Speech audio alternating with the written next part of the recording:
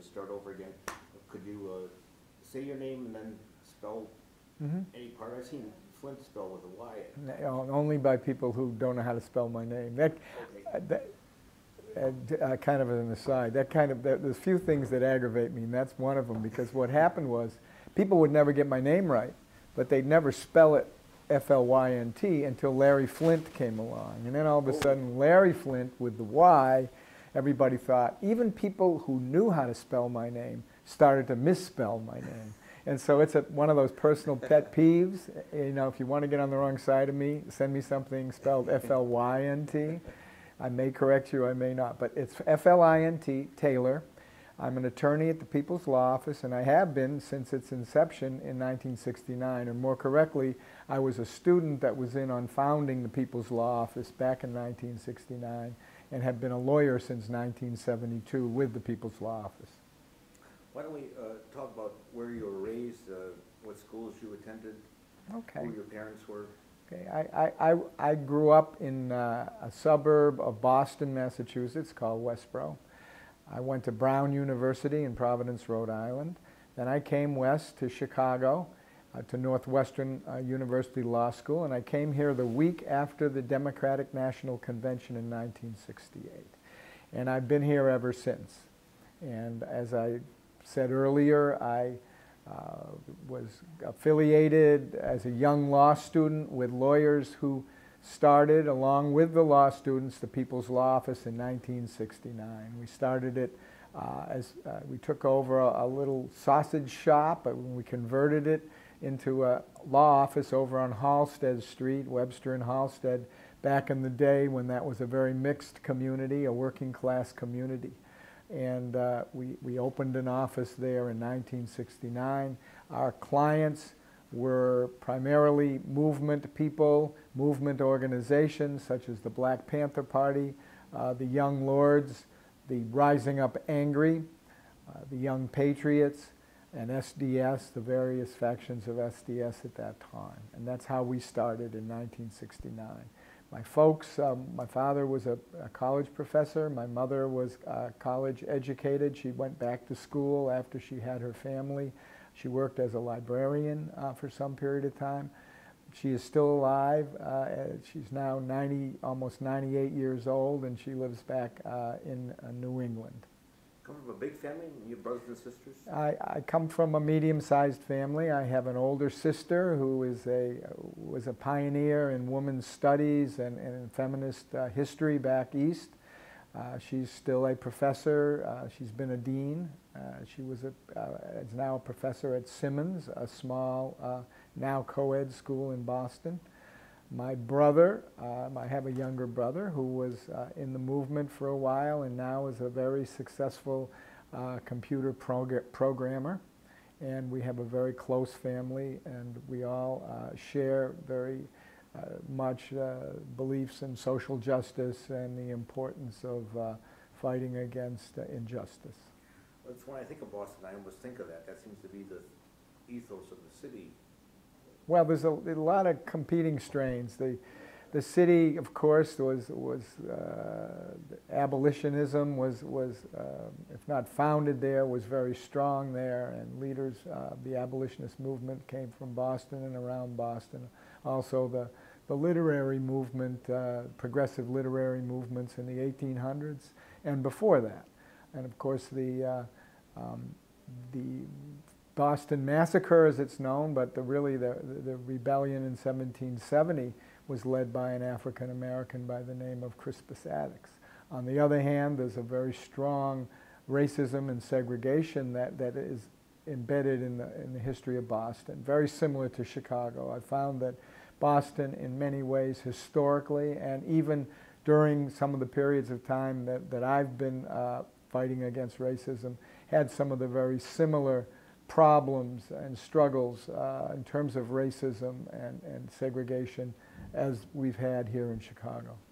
It's also the sort of like the home of American Unitarianism.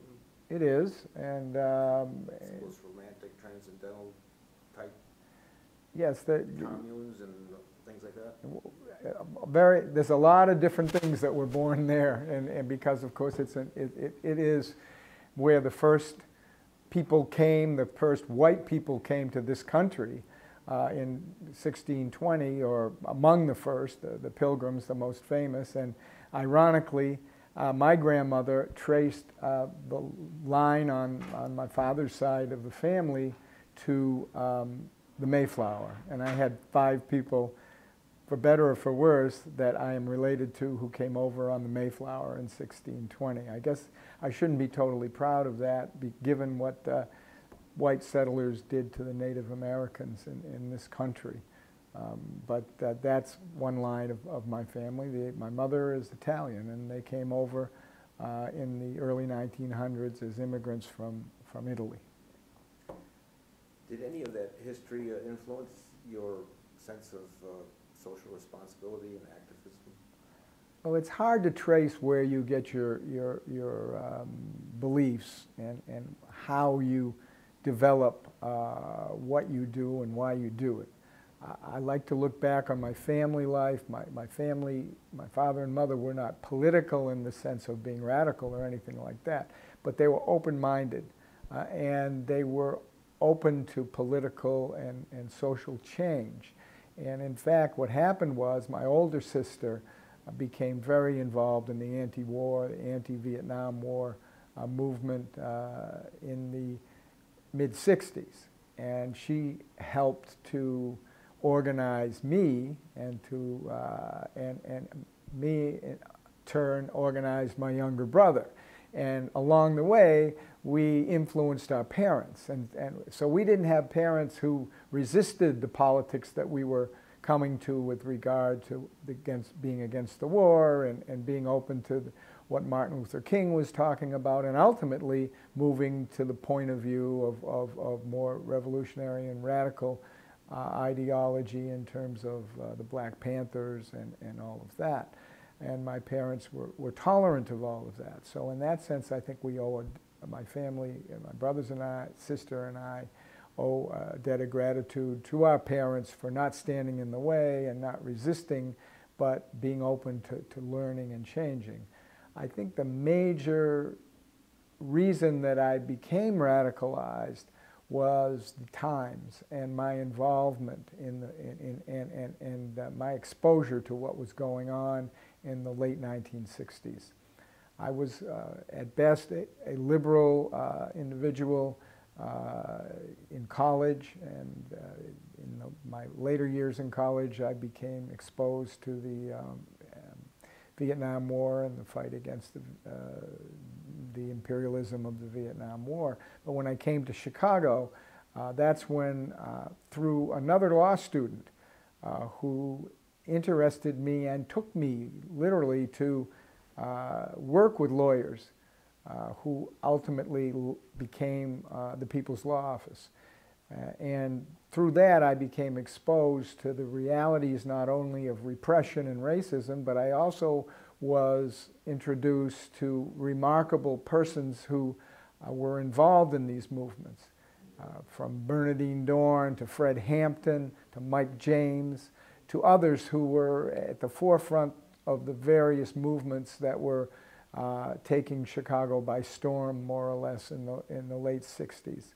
And that had a very profound impact on my political development and my social justice development.